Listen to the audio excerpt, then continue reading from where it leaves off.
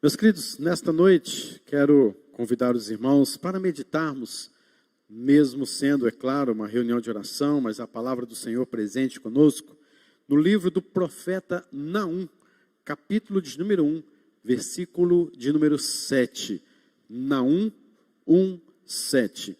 É um dos profetas, chamado profetas menores, não porque ele é um dos pequenos ou inferiores a outros profetas, mas é devido ao tamanho da escrita que ele teve. É um livro pequeno, é uma parte aqui dos chamados profetas menores. Por isso, assim, Naum é conhecido como um dos profetas menores, devido ao tamanho do volume do seu livro.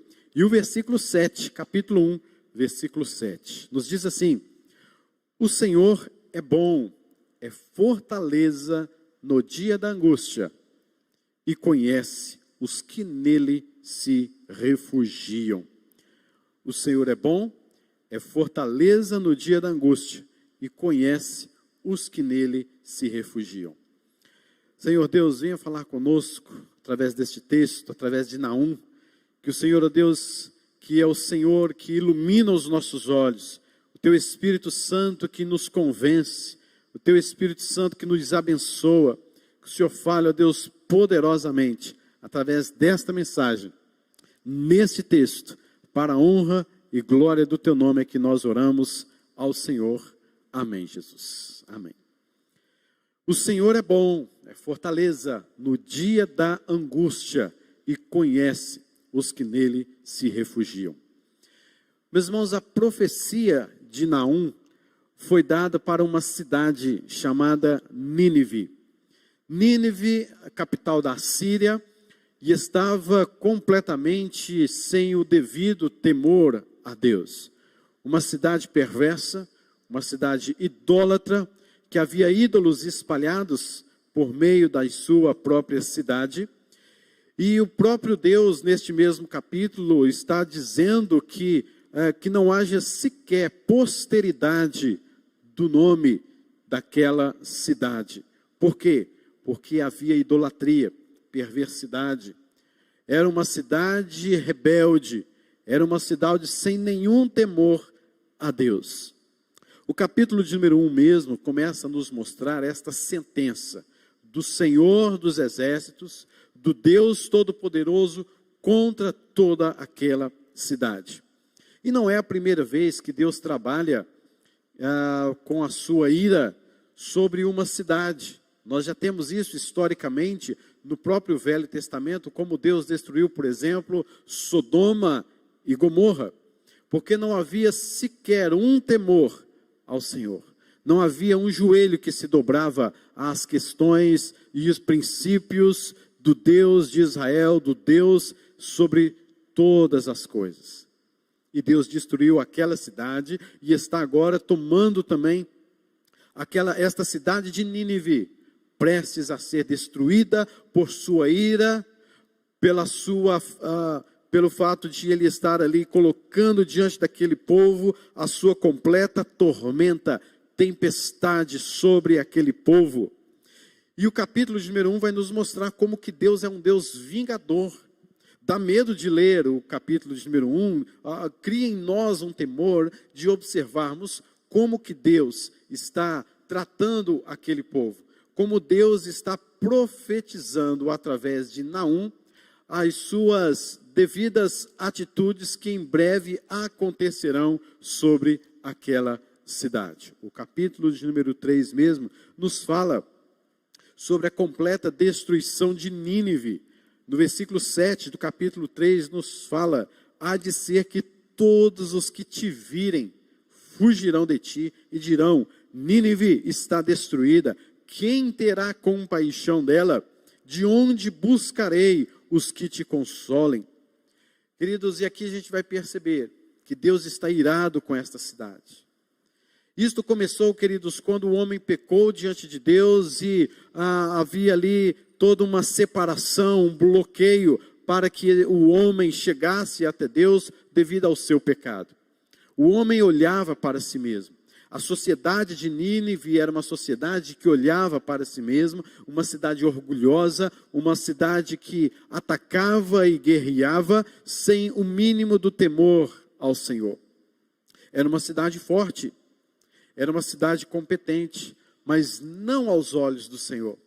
Era uma cidade que estava querendo ter a sua autonomia, o seu reconhecimento diante do mundo, o mundo daquela época que julgava as melhores cidades, os melhores exércitos, os melhores locais de se morar, os melhores exércitos.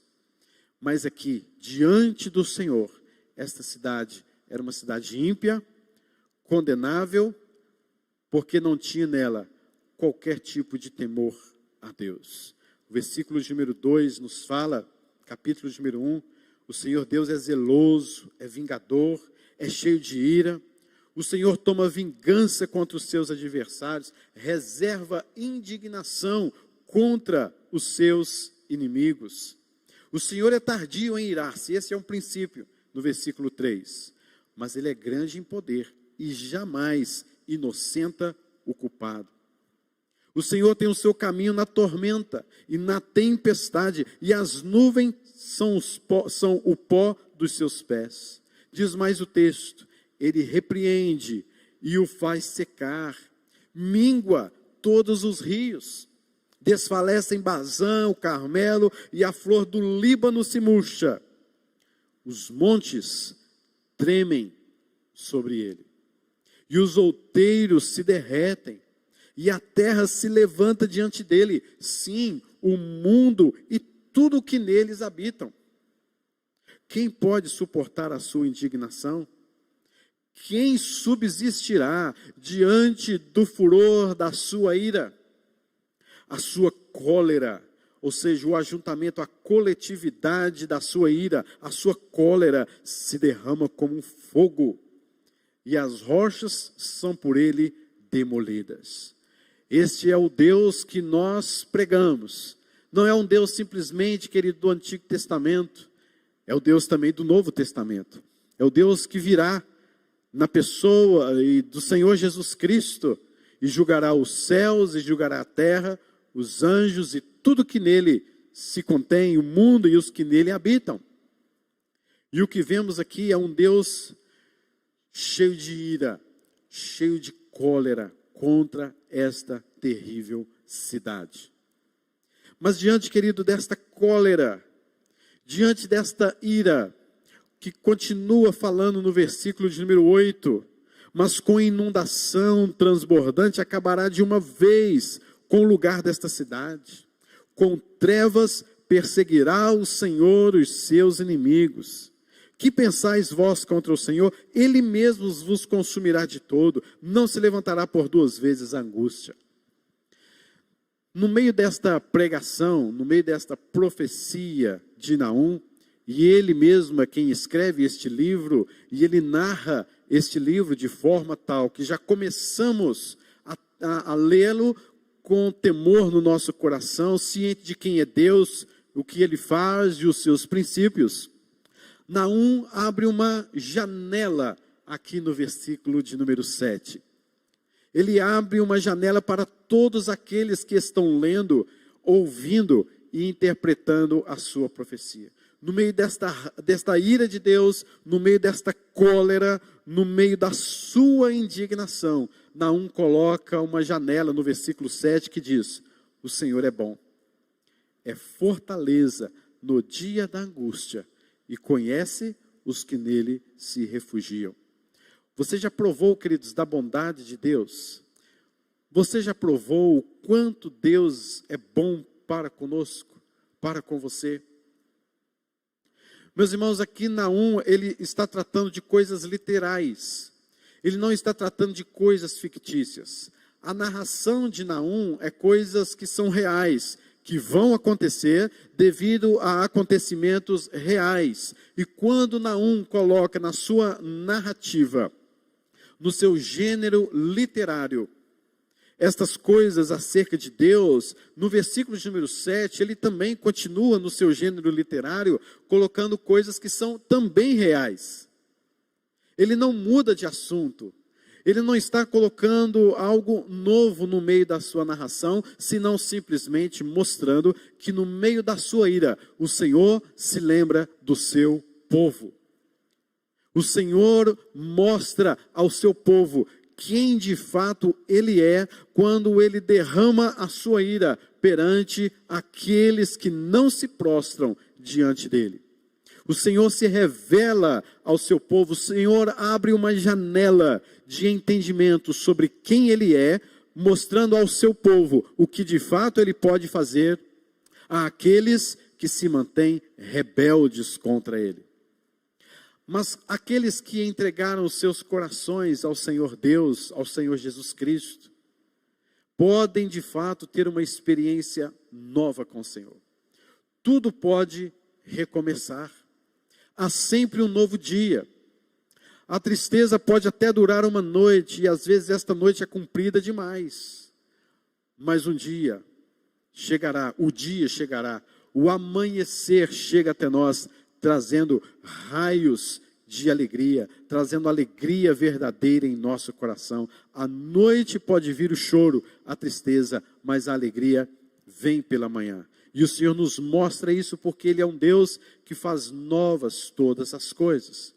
E aqui o Senhor, no versículo número 7, nesta janela que se abre, no meio desta profecia, no meio destas palavras pesadas de Naum, a profecia diz: o Senhor é bom. O Senhor é fortaleza no dia da angústia e conhece os que nele se refugiam.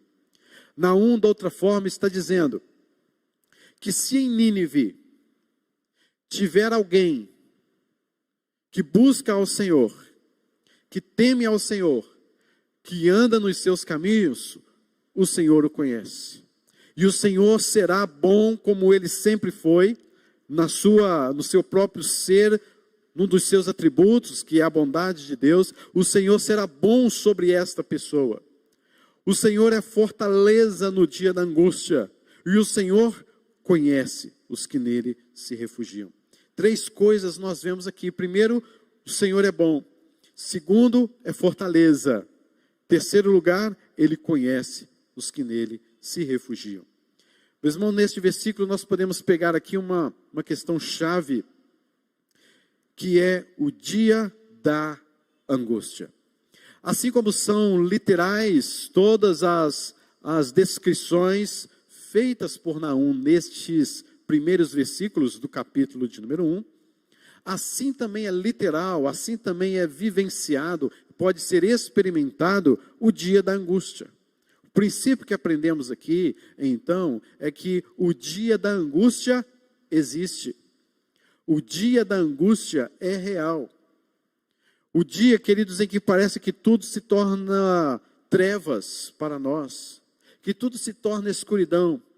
Parece que aquela noite que só traz tristeza, aquela noite que só traz o choro, parece que chega em nossas vidas. E esse dia é real. Meus irmãos, nós não estamos isentos de nenhum tipo de problema. Nós não estamos isentos de nenhum tipo de situação, das mais terríveis que podem acontecer conosco. Quando o texto fala que o Senhor é fortaleza no dia da angústia, está nos mostrando então que esse dia da angústia pode chegar em nosso coração.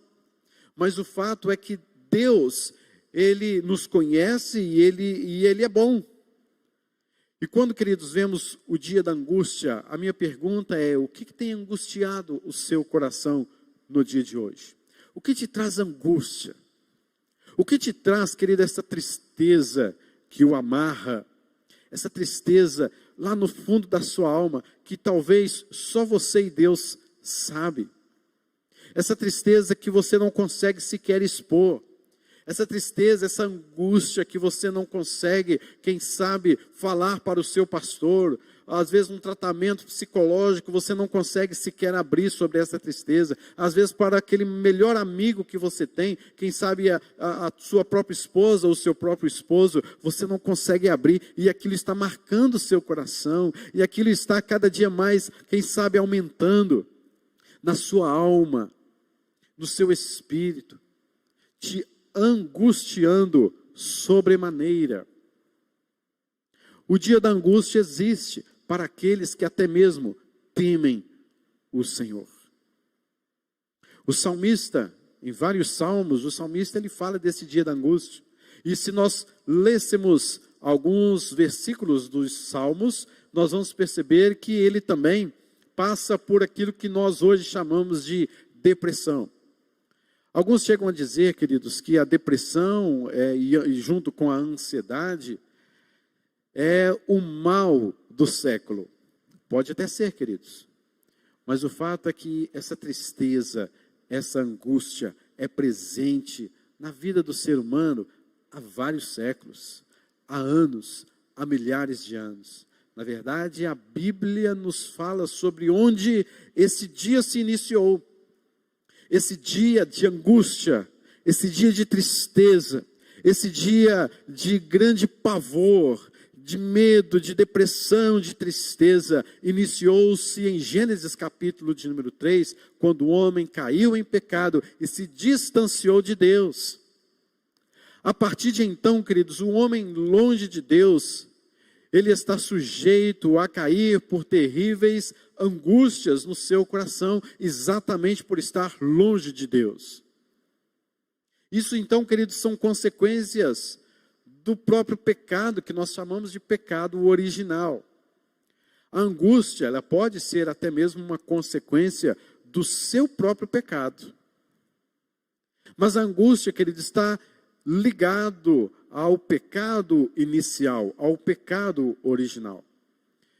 Para nos desvencilharmos desta angústia da nossa alma, nós precisamos de conhecer quem é Jesus. A angústia da nossa alma nos leva a buscar várias saídas. A angústia da nossa alma, sentindo, quem sabe, o peso da mão de Deus sobre nós, tem uma janela que se descreve no versículo número 7, que o Senhor é bom, Ele é fortaleza, e Ele conhece os que nele se refugiam. Talvez muitas pessoas estejam vivendo esta angústia, essa tristeza em seus corações. Porque de fato, Naum nos coloca que o dia da angústia existe, é real, é literal. Nós não podemos nos esquivar disso, não podemos colocar, queridos, uma venda em nossos olhos e pensar que isso é tudo ficção. Mas, queridos, a gente não quer falar simplesmente do dia da angústia. Nós podemos ver neste versículo, em primeiro lugar, que o Senhor é bom. Que o Senhor é bom.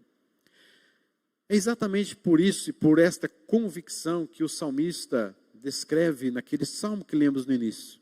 Ó, provai e vede que o Senhor é bom. A bondade de Deus, querido, não é algo adquirida por Ele.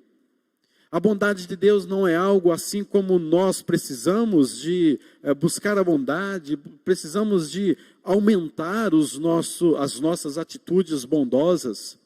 Nós precisamos de olhar com mais bondade sobre as outras pessoas, isso é verdade, mas em Deus não é assim que a bondade age. Deus, Ele é a bondade. A bondade é o próprio Deus, está no seu atributo, está no seu próprio ser. Não é algo que foi aprendido por Deus.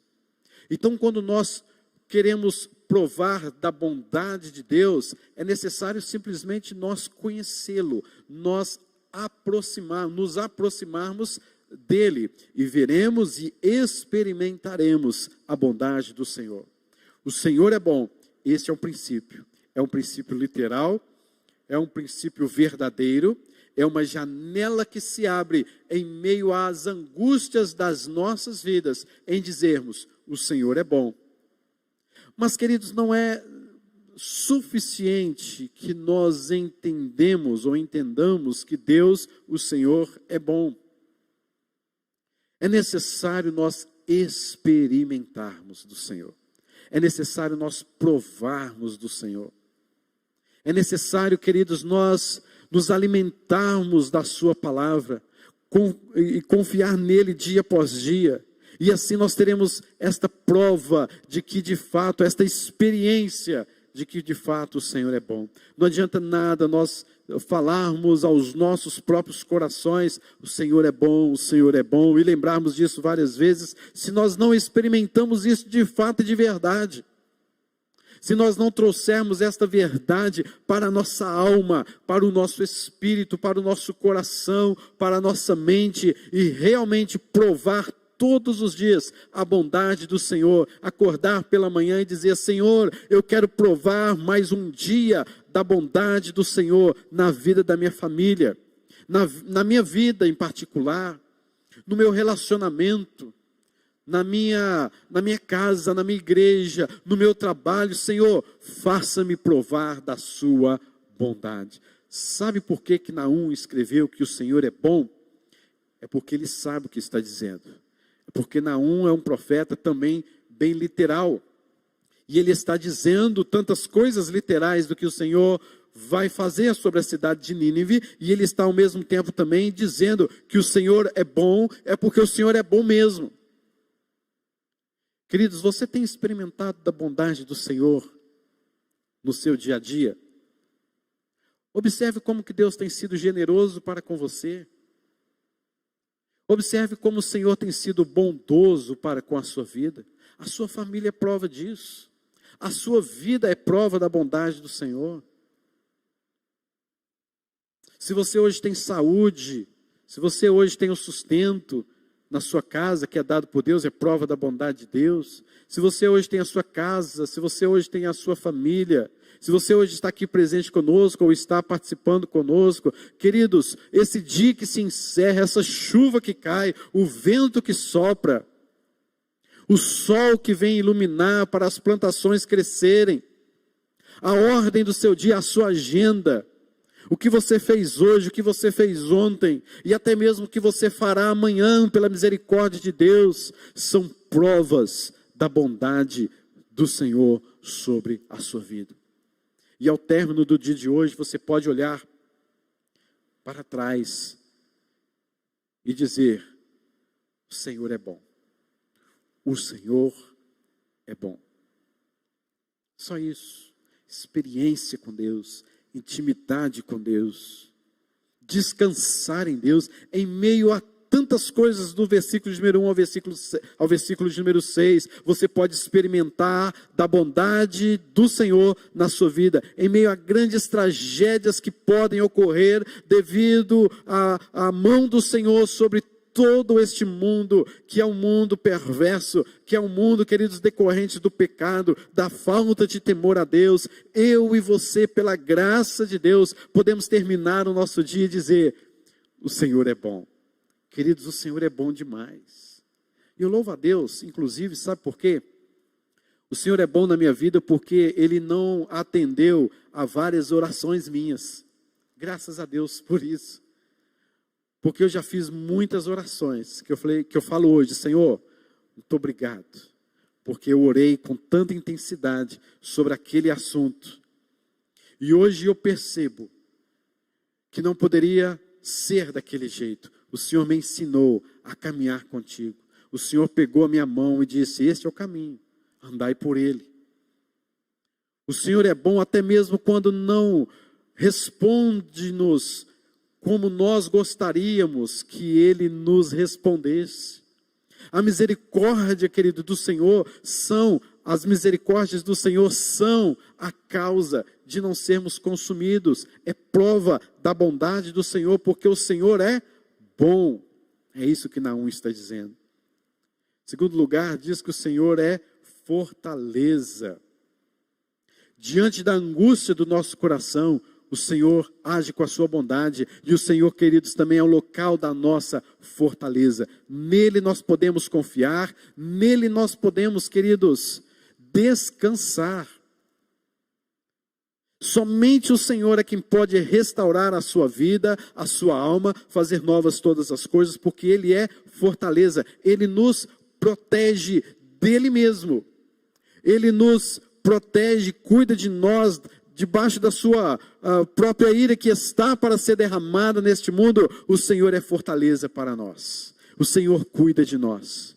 Ele, terceiro lugar, conhece os que nele se refugiam. Fortaleza, refúgio estão ligados. Quando nós sabemos que ali é um local de fortaleza, o que nós fazemos? Nós nos refugiamos para lá. Nós corremos para lá.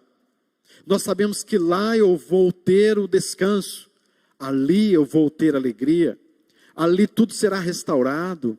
Ali tudo será reiniciado de uma forma maravilhosa. Então eu corro para lá, eu me refugio lá. E o Senhor conhece os que nele se refugiam. O texto não está dizendo que nós simplesmente conhecemos a nossa fortaleza. O texto está dizendo que é o Senhor quem nos conhece. Se você se refugia no Senhor, se você sabe que Ele é a sua fortaleza, o Senhor te conhece. O Senhor, queridos, nos conhece antes da fundação do mundo. Sabe por que Ele nos conhece? Porque, como eu já disse aqui, o Senhor te conhece, o Senhor nos conhece, porque foi Ele mesmo quem nos criou e Ele mesmo quem traçou todos os dias das nossas vidas. Não é que o Senhor nos conhece paralelamente a uma história que está para acontecer, então Ele conhece cada uma das nossas atitudes segundo aquela história. Mas Ele quem criou a nossa história, Ele quem nos fez, e a palavra de Deus nos fala que Ele criou, e Ele desenhou, Ele escreveu cada um dos nossos dias, mesmo que nenhum deles havia ainda existido. Então o Senhor me conhece porque foi Ele mesmo quem me criou, e Ele criou todos os meus caminhos. E agora a sua palavra é a lâmpada para os meus pés, para que eu chegue naquele lugar de refúgio, para que eu chegue naquele lugar de fortaleza, e é o Senhor que vai nos levando até Ele. Então, enquanto alguns aqui deveriam correr para longe de Deus, porque o Deus estava para derramar a sua ira sobre Nínive, alguns poderiam correr para Deus, para se refugiar nele, e o Senhor conhece, Ele conhece a nossa estrutura. O Senhor Deus, Todo-Poderoso, o Criador do céu e da terra, Ele conhece você, Ele conhece a sua necessidade, Ele conhece o seu coração, Ele conhece as suas emoções, Ele conhece os seus sentimentos, Ele sabe aquilo que provoca em você um choro, Ele sabe aquilo que provoca em você angústia, Ele sabe aquilo que provoca em você tristeza. Ele te conhece, e ciente disso, nós podemos descansar no Senhor, porque Ele suprirá cada uma das suas necessidades, das nossas necessidades. É ciente disso, queridos, que o Senhor está conosco, é que nós podemos nos refugiar nele, no dia da angústia, porque Ele é bom. Experimente, ainda hoje, queridos, da bondade do Senhor na sua vida.